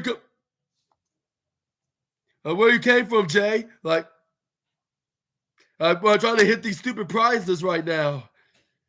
But I'm gonna punch my ticket of getting the advantage of you against your team at War Games. He's like, you did, and this is where he tells Jey Uso that he did it. Like, you did this to me. Like now you're asking me, why am I doing this to you? This is where Jey Uso hits a striking uppercut to the jaw of Drew McIntyre. This is where Jey Uso tried to do a forward kick to the midsection of the Scottish Warrior. This is where Drew grabs onto his leg, spins him around. He hits a step-up instigiri, which I don't understand why Drew McIntyre did that in that way. And then this is where Drew McIntyre's like, ow, oh my God. This is where Drew McIntyre, but either way, Drew McIntyre hits him with a Glasgow headbutt. This is where Drew McIntyre tried to grab onto him, looking like he was probably going for his brother Sheamus's 10 beats to the brawling, but he gets instantly rammed right into the midsection. This is where Jey Uso hits another ram when Drew McIntyre tried to attack him out of the apron on the right side of the apron. This is where he did the third time, once again to Drew McIntyre, which was the third time was a charm. This is where he tried to go for a diving crossbody, which is the most comeback move in all sports entertainment. But it looked like Drew McIntyre came back and hit him, intercepting him with a Glasgow headbutt right into the head of Jey Uso. This is where Drew McIntyre grabs onto him, right onto him. This is where he goes for a body drop, going for a slamming power slam, landing Jey right over the announce table. And he was like, I'm going to get the advantage, staying on the camera, which the Scotsman said. This is where he brings him back into the ring. This is where he hits the... This is where he tried to hit a maneuver, but Jey Uso got out of it. This is where he started hitting right hands like if he was his cousin, the Great One. This is where he did the signature spit right into the head, like if he was The Rock. This is where he hits a... he struck him with it. This is where he Irish whipped him right to the right side. Drew McIntyre counters. This is where he tried to go for a power slam, but Jey Uso flips right out of it. This is where he hits a super kick right onto the midsection. This is where he hits an uppercut right onto the head. This is where he tried to clothesline Jey Uso, but he ducks right on time. Hits him with a Samoan drop right onto Drew McIntyre. And I checked that he was obviously Samoan. He's full-blooded Samoan, unlike Nia Jax, Roman Reigns, and The Rock. But anyways, this is where he goes for a pin, but he only got a 2.8 second count. Jey Uso's like, man, like I know, like that's technically like my signature move. It's formally known as my finishing maneuver, but that should have been it in some kind of a way. This is where Jey Uso tried to Irish whip Drew McIntyre right onto the upper right corner, but Drew McIntyre counters and put him instead. This is where he tried to go for an attack. This is where he gets thrown right over onto the right side apron, like Jey Uso did. This is where Jey Uso tried to go for an attacking strike off him out of the apron. This is where Drew McIntyre nails him with a right hand. This is where Drew McIntyre went right on the top rope. This is where Drew McIntyre goes right on the top. This is where he tried to go for a diving maneuver. Like right after he tried to hit onto Jey Uso, he's like, "Come on, Jey, come on, you little peasant! Like, get up!" This is where he tried to go for an axe handle, but luckily for Jey, he moves right out of the way, right on time. He moves right on time. This is where he tried to go for a clothesline, but Drew McIntyre hits a swinging neck breaker right onto Jey Uso, and then hits a kip up right in midair. This is where Drew McIntyre tried to go for his finishing maneuver, which was the Claymore, which he was like, 3, 2, 1. And speaking of 3, which he's been doing for the past 3 years since 2023.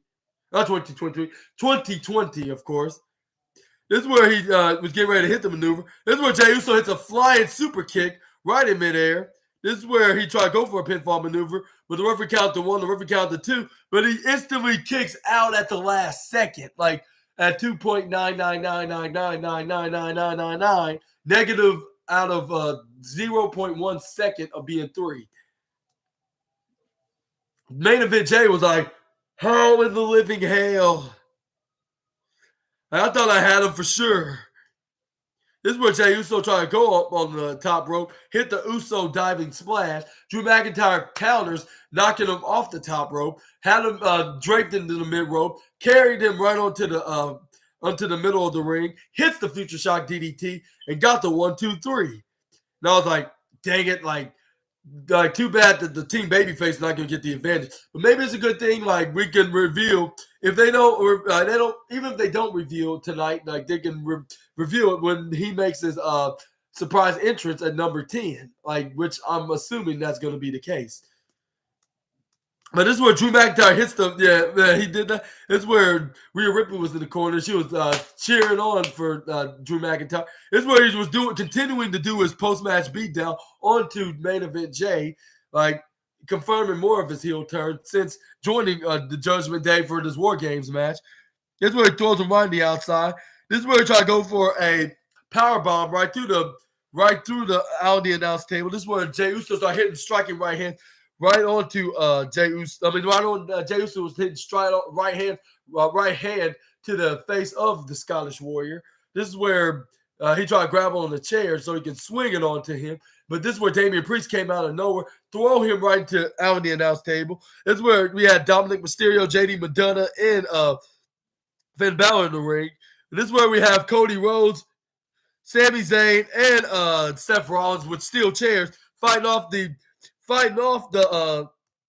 Drew McIntyre and the rest of the Judgment Day, with Cody Rhodes clotheslining McIntyre out of the ring.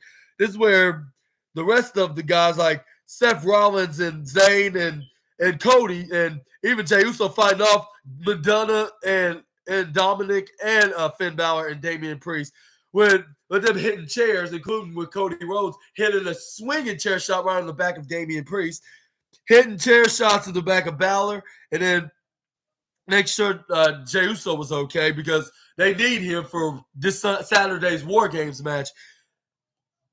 And this is where Cody Rhodes was like, "Oh, y'all won y'all got the advantage. Like, no matter. Like, we got our 5th member, and he will show up this Saturday at Survivor Series."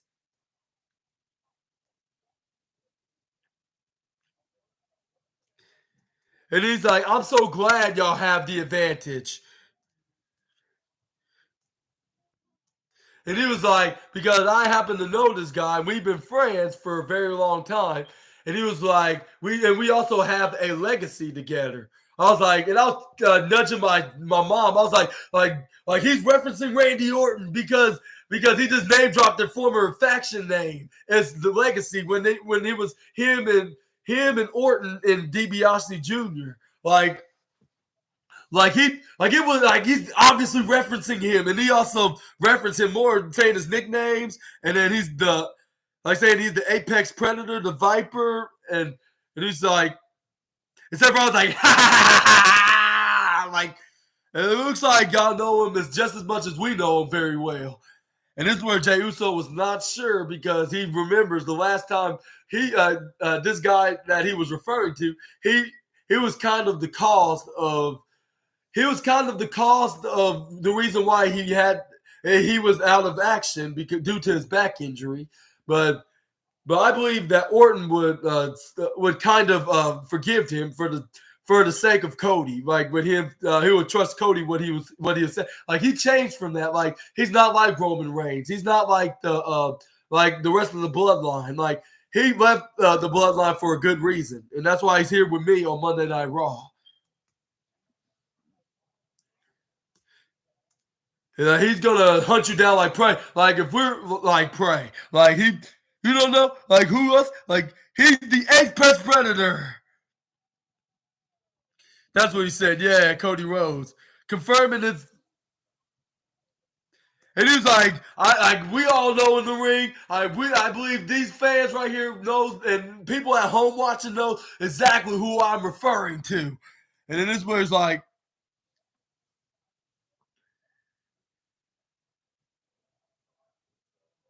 This is where fans start cheering, like, yeah, say it, say exactly who it is.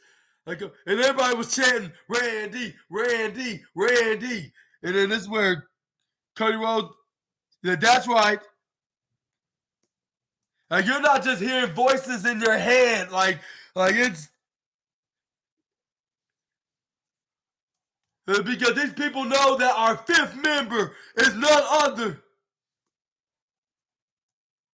And they're right. It's Randy Orton. I was like, yes. And I was like, the rumors are true. Yes. Randy Orton's going to make his long-awaited return. That's how Raw went off the air. And I was like, this was a very great Monday Night Raw. Like, and if there was anything bad about Monday Night Raw, it was a little bit minor, but yeah, who cares? Like, it didn't even matter compared for it to be a great show. Like, a perfect send-off for a go-home show until for this Saturday at Survivor Series War Games. And what do you think about tonight's Monday Night Raw? Let me know in the comments down below. I would give it personally 4.5 stars out of 5. I'll say if it was the most perfect, I'll give it a perfect 5-star rating. But I'll give it a 4.5 star for being a good show. And it's showing what to expect in this Saturday's event at Survivor Series War Games. But until then, we have to worry about what's going to happen on the SmackDown side of the pay-per-view. Like, what's the wrestlers on SmackDown is going to be, especially with the Women's War Games match, on who's going to get the advantage on the women's side between Damage Control with Bayley, Io Sky, Asuka, and Kairi Sane against Team Bianca Belair with her team of Charlotte Flair, Shotzi, and Becky Lynch on SmackDown. But we're going to see this Friday on who's going to get the advantage and what to expect. What's next on for Survivor Series War Games? Who thinks is going to win their respective matches into this latest premium live event of WWE? Y'all let me know in the comments down below. How would y'all rate Monday Night Raw as well? Let me know in the comments below. It was very, very, very good. I'll say, except for Shinsuke Nakamura not mentioning and challenging this mystery guy that he's referring to for the past couple, who he's been he's been referring and not name dropping, but calling out for the past few weeks. Like, basically name dropping, especially name dropping Best in the World, which is the nickname of the Chicago-made star. And do you think he could be facing him? Yeah, let me know in the comments below. But we had some good matches, nothing but good matches. Like, it was with Chad Gable against Shinsuke Nakamura, even Raquel Rodriguez against Nia Jax. That was a really good match. And Nia Jax shows that she's improving. Like, since she returned to WWE, we also had some pretty good action with the women's tag team champion, like showing that they actually care about the women's tag division. Also, the women's tag team championships, and also Becky Lynch against Xia Li, which was the second match of the night, and the advantage match between main event Jey Uso against Drew McIntyre, which unfortunately Drew McIntyre got the win. And also we had a good segment, like a good or even. We also have a Johnny Gargano versus Ludwig Kaiser match, which that was really good. Like, which finally we saw Johnny Gargano gaining more wins. And also we have Gunther face-to-face with The Miz, like if it was a Miz TV segment, but better. Like, what's to come for the Intercontinental Championship bout between the A-lister and the Ring General, which I believe Gunther's going to retain for 2 reasons. One, he's going to continue his historic reign as championship and going to drop the title to Chad Gable by December. And 2, like, The Miz hit him with a skull-crushing finale, because usually on go-home shows, when you get the upper hand, you're going to, on the go-home show, you're going to lose on the pay-per-view, which that statistic is like 99% right. But anyways, unless it's a rare occasion that you get the upper hand on both the go-home show and the pay-per-view. But we're going to see about that when I like right before I make my review. And a little spoiler here, like, I'm gonna do AEW Collision before I do an AEW Collision review before I do the Survivor Series War Games pay-per-view premium live event. But yeah, that was tonight's Monday Night Raw. This was this was episode 134 of the SNA podcast, and I've been your host, Super Ninja Austin. This was the Monday Night Raw review, part 15 on November 20th, 2023.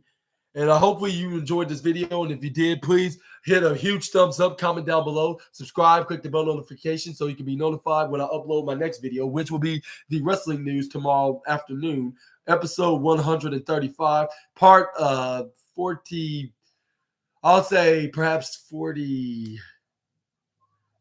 47, and then part 15 of the NXT review of episode 136 of the SNA podcast. But yeah, I've been your host, Super Ninja Austin. I hope you enjoyed this video, and I hope you have a great Monday night and have a great Tuesday.